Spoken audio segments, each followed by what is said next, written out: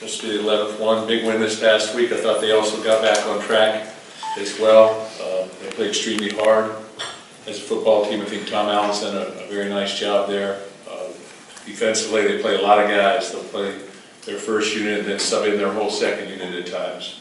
Maybe that was a situation in the game, but they play a lot of players, and their players are playing a lot of plays relative to that. Ball, number 9, I think is a very good player. Plays sort of a hybrid defensive back, linebacker position, but he makes their defense, I think, work by being able to do some of the things physically that he can do.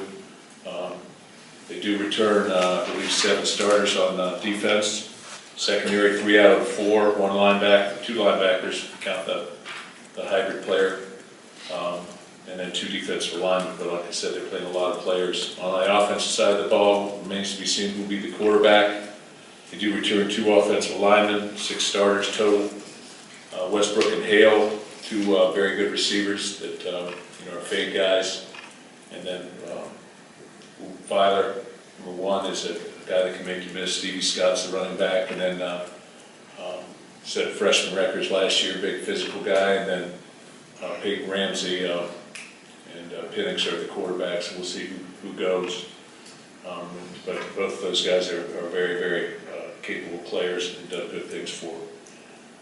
As far as where we're at last week, I thought, as I said on Sunday night, played very well in the red zone, 4 out of 5.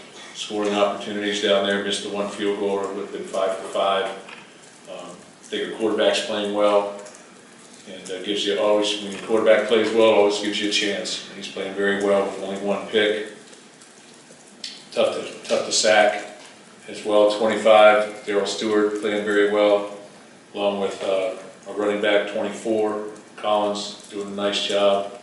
Good plays out of Cody White this past week, big plays, and Matt Seibert busts on the scene a little bit and has a couple of touchdown catches. And we put Matt back on scholarship. We put him on scholarship last spring. We put him back on scholarship, so he'll be on scholarship the remainder of this year. So congratulations to him. Also, again, want to just publicly thank everybody who extended texts to me, especially our players, our former players. With win number 110, and takes you back when you hear from people. It takes you back about their time here and the relationships that we're having and everything. So with that, I'll take some questions, get out of your way. Mark, we talked a little bit on Sunday about different NCAA rules changes over the past few years. With the 4 games, obviously, veterans can now transfer out. Do you anticipate, or have you heard of any attrition? And if you run into that situation, how would you approach it? I don't anticipate it. It may happen. I'm sure that in today's society, anything's possible, I guess. But I've not heard of that yet. But I can see things happening like that as you go through the course of a year, and how you address it. You got to get your young guys ready to play if something like that happens with a veteran guy. Mark, Michigan State's in that top part of the Big Ten East, and I'm curious, with a school like Indiana, 2 really good recruiting classes in a row, a good solid coach committed to defense, do you sense them as a team that's breaking and on the upward slide? They've always been a football team that is been extremely competitive in every football game, and they've lost games at the end of the game. It's evidenced by some of the games we've had with them over the years. When Kevin Wilson was there, it was more offensively. I think Tom Allen's come in there and done a great job defensively. You can see his fingerprint on the defense. They play hard. They're sudden. They're good tacklers. They provide pressure. The offense has remained much the same. They've got a new coordinator in there from Fresno State who was at Eastern Michigan, and he's done a nice job, and he's done some different things that we have to get ready for. So there's that whole element that exists again now. So, but I think he's got them playing at a very high caliber football. I know they had a disappointing loss to Ohio State, sort of snowballed on them, but been there. They were competitive in that football game early in the game, and then some things happened and got away from them. But we're going to see how they play when they come to Spartan Stadium. But I anticipate a very good game. Always has been. I think he tries to do it right too.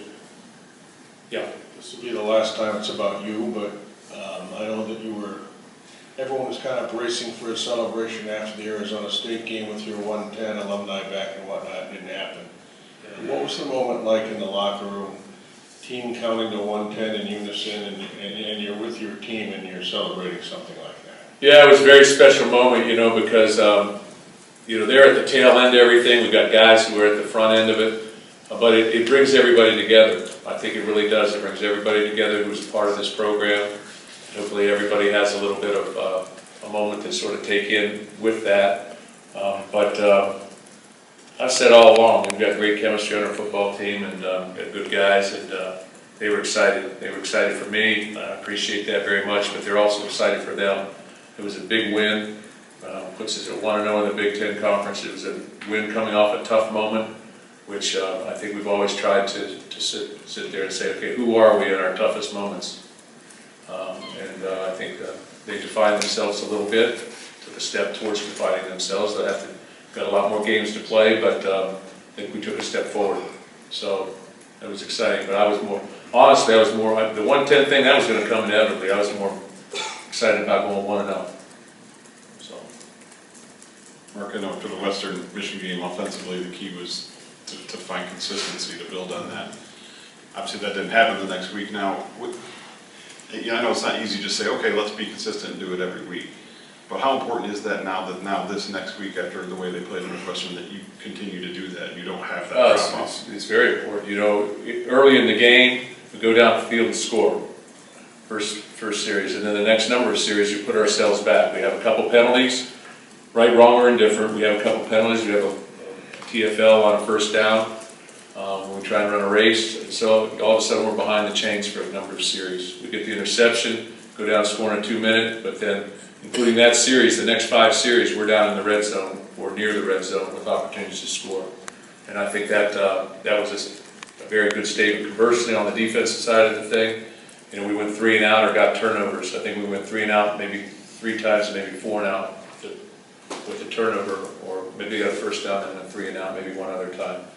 So, you know, the possession time in the third quarter, as I said Sunday night, was 11-4 in our favor. So everything went that direction, and that's why we were able to sort of separate, because it's a closer game than it's a close game in the first half, and then all of a sudden we separate in the third quarter. But sometimes that's how games go, and we were fortunate enough to be consistent what we were doing, and that's not easy to play up there, and it's not easy to get away from a Northwestern football team, because they always play everybody very competitively. So it's a good thing, but we need to be consistent. And again, go back to what I said last week, consistency in performance. And I roll my arms just like Coach used to do.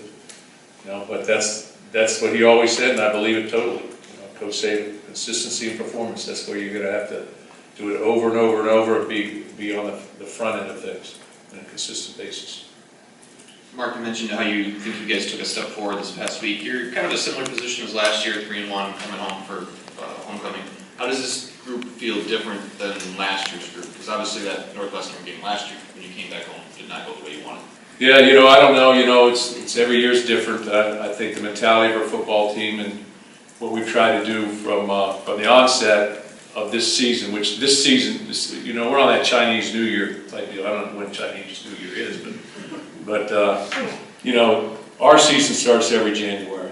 When we go back to work, every February, when we go back to work and start fourth quarter workouts, our winter workouts. That's when our season really begins, where people start saying, okay, what are we going to do? Critique the season, move people around, get new blood in, all that kind of stuff. So from that point on, our seniors and our leaders on our football team, they've done a tremendous job in terms of setting the tone and setting the chemistry, I guess.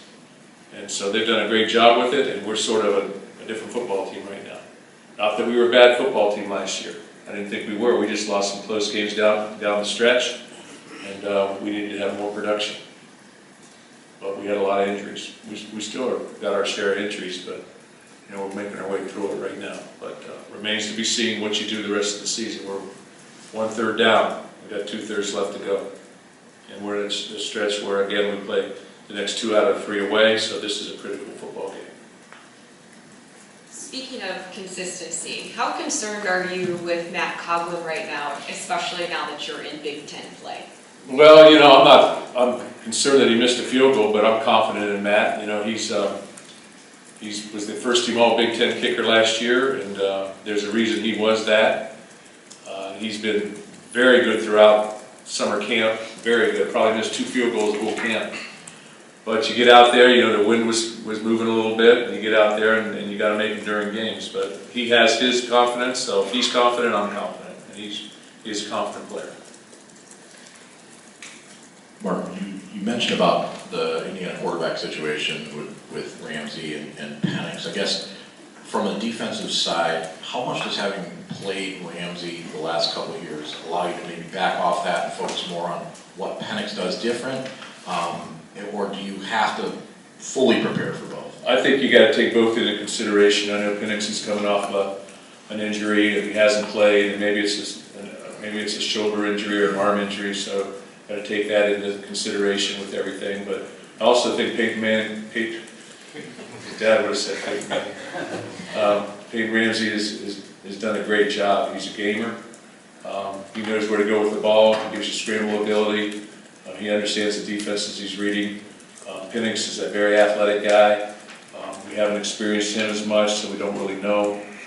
But we've seen him play and make plays, and he can take off with it.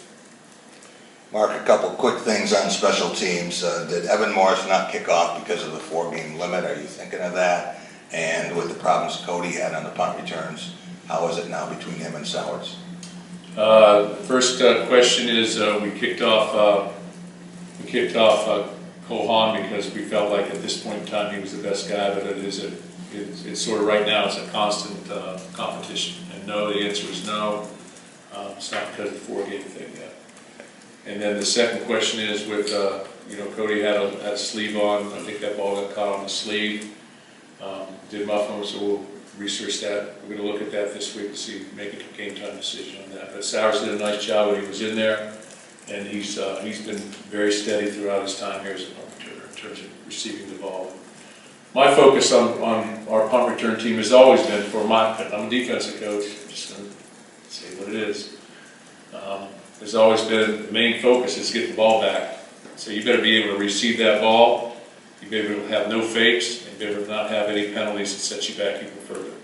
From a special teams perspective, we need to do a better job overall. And that's our message to our football team and to our coaches. And I truly believe if you're not coaching it, you're letting it happen. So we will coach that extremely hard this week. Right here, I had a couple of small things really quick. Are Penix and Ramsey different enough that you'll have 2 different guys mimicking them in practice this week, or are they similar enough, I guess, where you can... They're different enough that you've got to put them into when you break them down, you're saying, okay, he's quarterback, and here's the place he's quarterback, and here's the place he's quarterback, and then look at them, I think, a little bit differently. With that being said, I think the coordinator is the same. He's calling the plays. And so he has things maybe he likes a little bit more with one or the other, but I think there is some similarities. So, not to be coach speak, but I think it's 50-50. No question. And then I was also going to ask, you mentioned Joe Bacci had the highest production points that you had ever seen. Do you have sort of a short list of the other high scores, I guess, that he was kind of... No, I think that all those guys, all those Mike linebackers, because that's the productive. You've got to be productive at that position because you're in so much of the heat of it.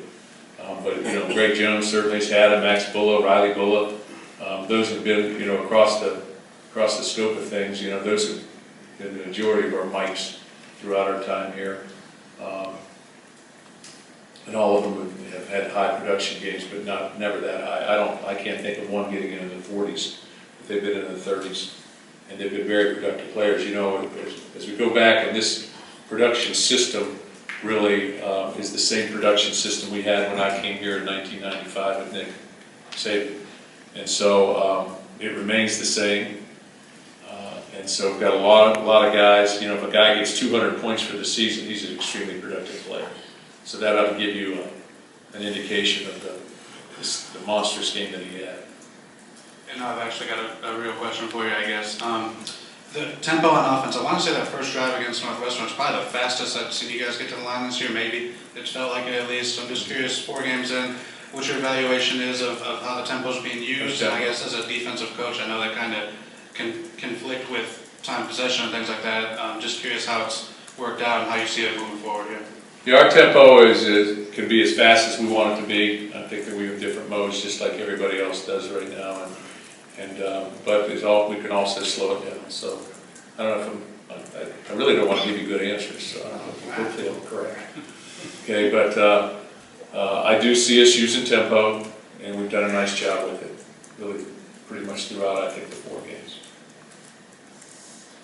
Mark, I'm curious, the usage of Julian Barnett and his ability, what is it that's maybe holding him back from getting more opportunities out there? Pink eye. No. Yeah. Okay. And he's had serious eye infection for about 2 weeks. There's been a number of days where he hasn't even been able to practice. So we finally got it cleared up. He missed 1 practice this past week. He missed Tuesday, and he's having a very difficult time getting rid of it. And so that's basically the reason. I mean, but you know, he's okay now. He's back in, and he should be playing more because I think he does have ability. And as I said, I think we have some very good young players. Hopefully, we're going to see our guys, play more. You also have a couple of, more than a couple of experienced guys. I was just wondering if there's a moment after the Arizona State loss, maybe during the week of practice, when some of those veterans, you kind of noticed them, they've been through it before, losing a tough game and then having to bounce back, because it looked like they were. Yeah, I think we did have that, and I think that we've got experienced guys, as you just said, and I think that helps us be able to refocus and reset. And as I said before, I'm coming here, there's going to be friction points in every season where you got to go this way or that way a little bit. You've got to be able to hit the reset button as players, as coaches, and be able to recollect yourself and move to the next challenge, because nobody's going to feel sorry for you. They're not going to wait. They're going to prepare, and everybody has a plan. This is an extremely well-coached conference. It really is. When you go across and you look at the teams, you see different concepts, you see different things, nuances that every football team brings in, and it's competitive. And somebody is going to rise up every week and beat somebody else, and that's really the way it is across the country right now. You can look at it and see that every single week. Isn't pink eye contagious? Was it? Isn't it? Yeah, it is. So we have to keep him away from the rest of your players? Well, I think so. His roommate got it too. Yeah. So. I'm wondering if, because it's a big week for him, big day for him, what your relationship is with Lorenzo White. I know he's been hanging around here more recently than he had in some years. What's your feeling about him as a Spartan? Oh, Lorenzo's been around a lot over the course of time. Known him for a long time. Knew him when I was here the first time around. Got to meet him and know him a little bit. Great Spartan, very supportive. Talked to our football team. I believe it was last week. I think it was last week or maybe the week before. It was the week before that Friday. Being inducted into the College Football Hall of Fame is a tremendous honor, and I will be there for that. He's a Spartan. And I remember stories about Coach Perlis would say, run that same play again and put it right in front of me, and run the ball, run him 40 times, so toss sweep and that type of thing. But I think he was one of the great Spartans of all time. Mark, Matt Seibert's story is a pretty cool one. Comes here from Buffalo as a walk-on, earns a scholarship. What did you see from him that allowed him to earn that scholarship this spring? He first of all came here and played in 17 a little bit as a tight end. I said this, I think, on Sunday night, and then this past year he moved to defensive end. He's got that type of personality a little bit, sort of a toughness type personality, wants to collision people. And then he didn't get to play as much. He played a little bit, but not as much.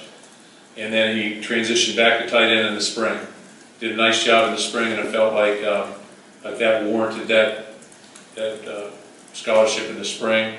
And then I just leave it up in the air and say, okay, hey, we've got a certain number of scholarships, you got to work for them and see what happens. But he played 47 plays this last week, had big moments. I think he had 4 or 5 catches, 4 catches, I believe, 2 touchdowns. And he's going to give you everything he's got. And I just thought that was warranted, but excited for him.